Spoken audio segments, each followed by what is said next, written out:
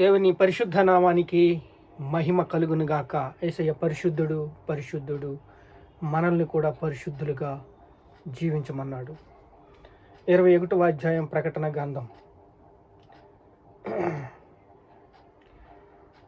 నేను నూతనమైన యెరూషలేమా అను ఆ పరిశుద్ధ పట్టణమును తన భర్త కొరకు అలంకరింపబడిన పెండ్లి కుమార్తె వలె సిద్ధపడి పరలోకముందున్న దేవుని యొద్ద నుండి దిగి వచ్చిన చూచి తిని. యోహాను ఒక దర్శనము చూస్తున్నాడు. ఈ దర్శనము చాలా అమూల్యమైంది, పరిశుద్ధమైంది, పరిశుద్ధులతో కూడిన ఒక అనుభవంతో ఉన్న ఈ సందేశాన్ని పరిశుద్ధుడా మీకు స్తోత్రాలు మాకు తేటగా తెలియపరచమని యేసుక్రీస్తు పరిశుద్ధ నామములో మీ చేతికి అప్పగిస్తున్నాం తండ్రి, ఆమేన్. దేవదూతలు రాయ దొల్లించిన సంగతి మనం చూస్తున్నాం. సుగంధ ద్రవ్యాలు తీసుకుని వచ్చి యేసుని చూద్దాం అక్కడ సమాధికి వేద్దామని చూసినప్పుడు ఆయన అక్కడ లేడు, లేచి ఉన్నాడు. దేవుడు లేచి ఉన్నాడు. ఇలా రాయి దొర్లించటం చూసినాడు. సమాధి దగ్గర దేవదూతలు సహాయం చేస్తున్నట్టు మనం చూస్తున్నాం. ఇక్కడ పరలోకంలో గొప్ప విధేయత కలిగిన ఒక సన్నివేశాన్ని మనం చూస్తున్నాం. కొత్త ఆకాశము, కొత్త భూమి అంటే పరలోకంలో యొక్క దర్శనము యోహాను చూస్తున్నాడు. తన భర్త కొరకు అలంకరింపబడిన పెండ్లి కుమార్తె వలె వధువు చూస్తున్నాం.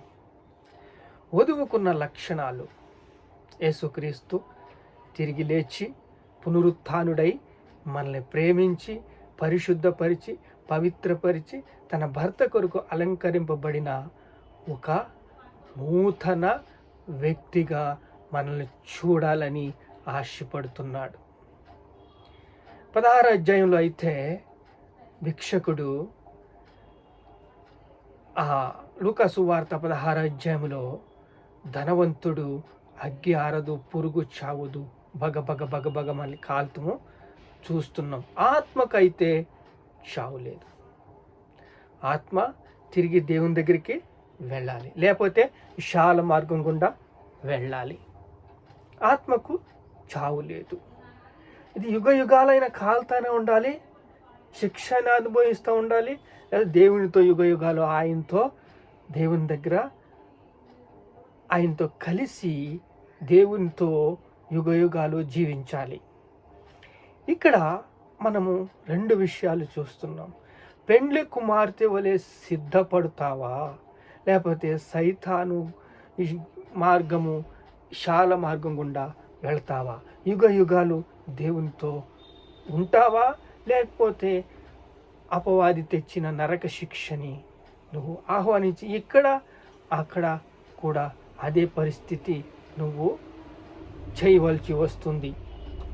లాజరు ఎంచక్క అబ్రహాముతో కలిసి ప్రయాణం చేస్తున్నాడు.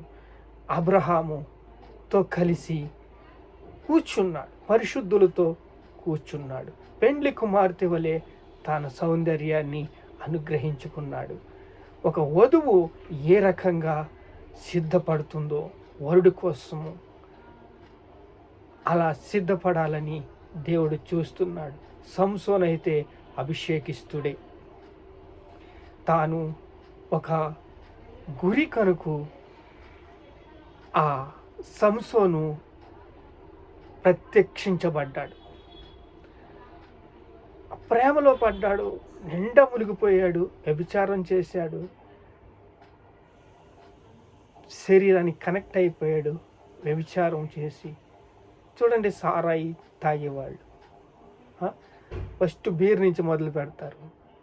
అలా అలా అలా క్రమేణంగా దొంగతనానికి, నాశనానికి, హత్యకి వచ్చినట్టు వారు నాశన మార్గం గుండా వెళ్ళిపోతారు.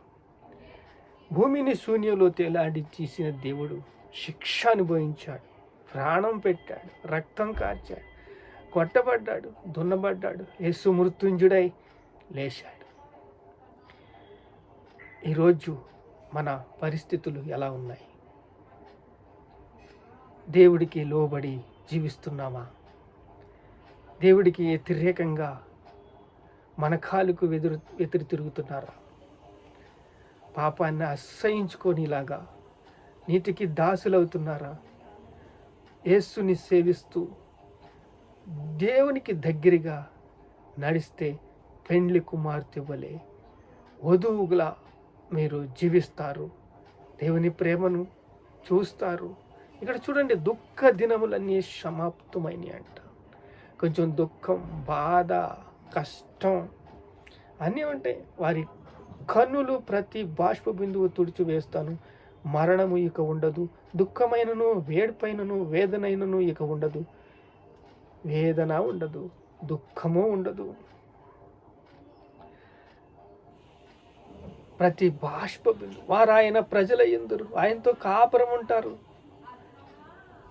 ఇదిగో దేవుని నివాసము, దేవుని నివాసము. దేవునితో మనము ప్రయాణము, యేసుని సేవించటము, దేవుని ప్రేమించటము. నువ్వలి నీ పొరుగువాన్ని ప్రేమించి దేవుడిచ్చిన దర్శనాన్ని నేనే మార్గం అన్నాడు ఆయన. ఆయన మార్గం గుండా మనం నడిచినట్లయితే దేవుడు మనల్ని ప్రేమించి ప్రభువే దేవుడుగా, వెలుగు కాంతిగా, యుగ యుగాలు రాజ్య పరిపాలనగా చేస్తారు. దేవదూతలు మనకి అండగా ఉన్నారు, సహాయం చేస్తారు. ఈ పని దేవుడు చేసే పని.